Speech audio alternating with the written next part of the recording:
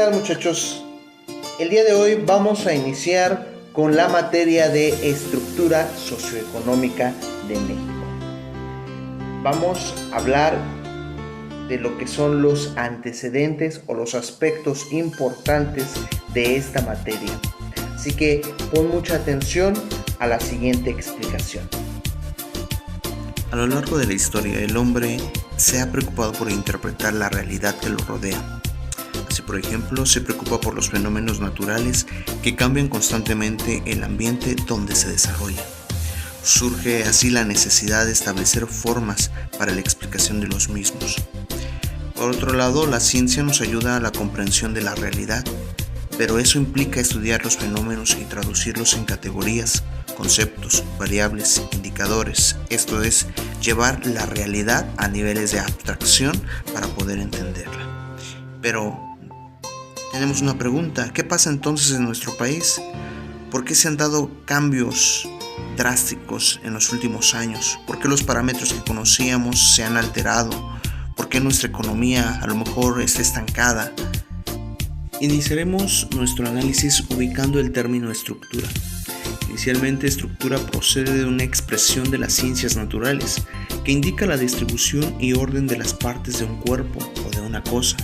También indica la distribución y orden que compone una obra de ingenio, como un poema, un ensayo, una historia, etc.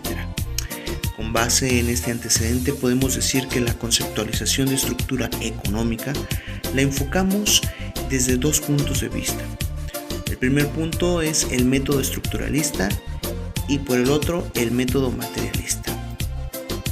En el primer método resaltamos mucho al francés Francois Perrault, que define la estructura económica como las proporciones y relaciones que caracterizan un conjunto económico localizado en el tiempo y en el espacio. En un sentido general, la estructura económica es el ordenamiento y distribución de los factores económicos en el tiempo y en el espacio. En cambio, en el método materialista, la estructura económica es la forma específica cómo se combinan las relaciones técnicas de producción y las relaciones sociales de producción dentro de un marco. O lo podemos identificar también como el conjunto de relaciones como es la parte jurídica y política, la cual corresponde a determinadas formas de conciencia social. Y también nos encontramos que el modo de producción de la vida material determina el proceso social, político e intelectual de la vida en general. Claro que para identificar todos estos aspectos se necesita estudiar con mayor claridad la historia del hombre, y para eso se necesita hacer cortes significativos para identificar desde cuándo se está hablando de un sistema económico y desde cuándo se está hablando de una relación humana. Hablamos principalmente desde los tiempos, desde la Edad Media, donde estamos hablando del siglo V hasta finales del siglo XV. Después de ahí surge lo que es el capitalismo, que hablamos también que es un sistema económico social basado en la propiedad privada de los medios de producción, en la importancia del capital y como generador de riqueza. Entre estas dos etapas se resalta mucho las partes de una organización industrial, que lo podemos resaltar en cuatro partes. La primera, el sistema de casa o familia.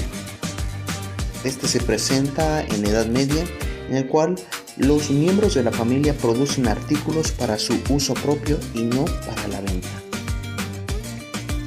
Surge después de lo que es el sistema de gremios, que se lleva a cabo una producción por maestros independientes con 2 o 3 personas para un mercado exterior, pequeño y estable.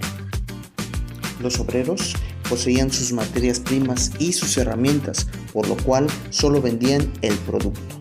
Esto sucede hasta el final de la Edad Media.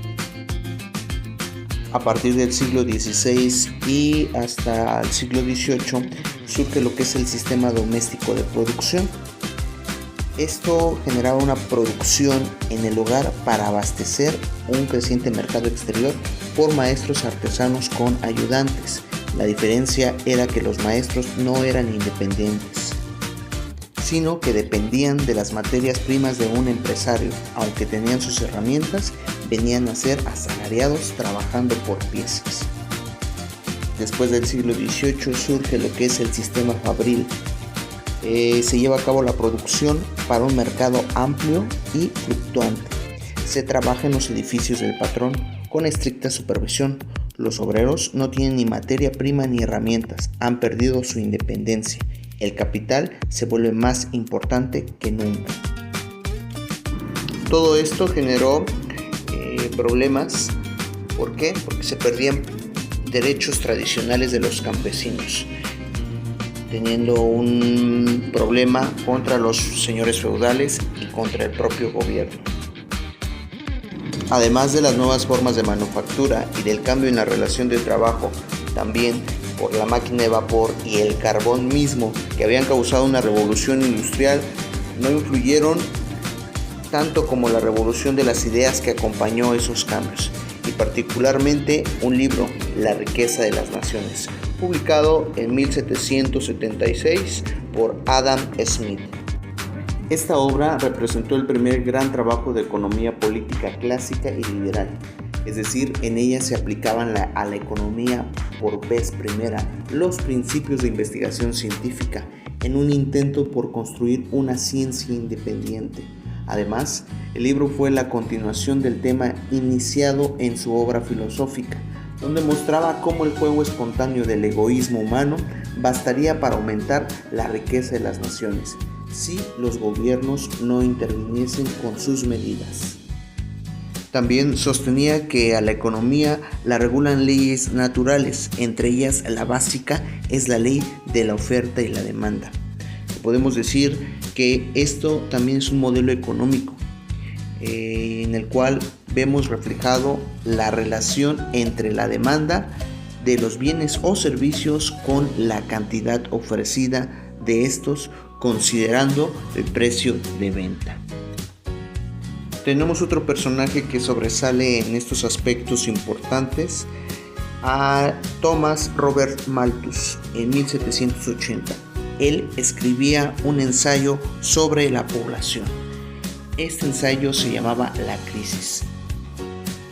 La base de esta obra era la afirmación de que la crisis en la que se encontraba inmersa Europa tenía su fundamento en cuestiones demográficas. Planteaba que el número de individuos crece más rápidamente geométricamente que los medios de subsistencia que lo hacen aritméticamente, con lo cual la crisis era un elemento difícilmente evitable. En tanto que el número de individuos existe, sería siempre y cada vez más superior a la cantidad disponible de alimentos. De la misma época es el economista David Ricardo, que en 1817 escribió sus principios de economía política y la imposición de los impuestos. Ricardo creó dos leyes, la ley de renta y la ley de hierro de los salarios. Este personaje defendió que la renta de la tierra se basaba en la diferencia existente entre la fertilidad que ofrecía y la ley de los rendimientos decrecientes. Partiendo de esta base, se explicaba que si la relación entre población y tierras disponibles era favorable a aquella, solamente se cultivarían las mejores tierras. En tal caso, nadie estaría dispuesto a pagar una renta por cultivar tierras mientras existiesen otras de similar calidad desocupadas. Al hablar de la ley de hierro, se habla de que existen dos tipos de salarios, el que marca el mercado y el de subsistencia. Expuso que la cantidad de trabajo necesario para la producción de una mercancía determinaba su valor de cambio. Ricardo, al igual que Adam Smith, entendió que en las sociedades primitivas el valor quedaría determinado por el tiempo requerido para producir aquellos bienes de subsistencia necesarios para el trabajador y su familia. Estos son algunos de los personajes que en su momento aportaron ideas, filosofías en relación a la estructura de lo que es la sociedad económica. y que de alguna forma influye mucho en el estudio de la estructura socioeconómica de México. Al hablar temas relacionados a nuestra nación, identificamos que hablamos de la sociedad, de la política y de la economía. Son soportes que, como lo veíamos hace unos momentos, van a relacionarse para hablar de lo que es una estructura. ¿Y de quién más? La estructura socioeconómica de México. Pues agradezco de antemano tu atención por visualizar este video. No olvides pasar a la plataforma. Recuerda que ahí vamos a estar dejando las actividades relacionadas al tema del día de hoy. Pues nuevamente te agradezco por tu atención y nos vemos en la próxima.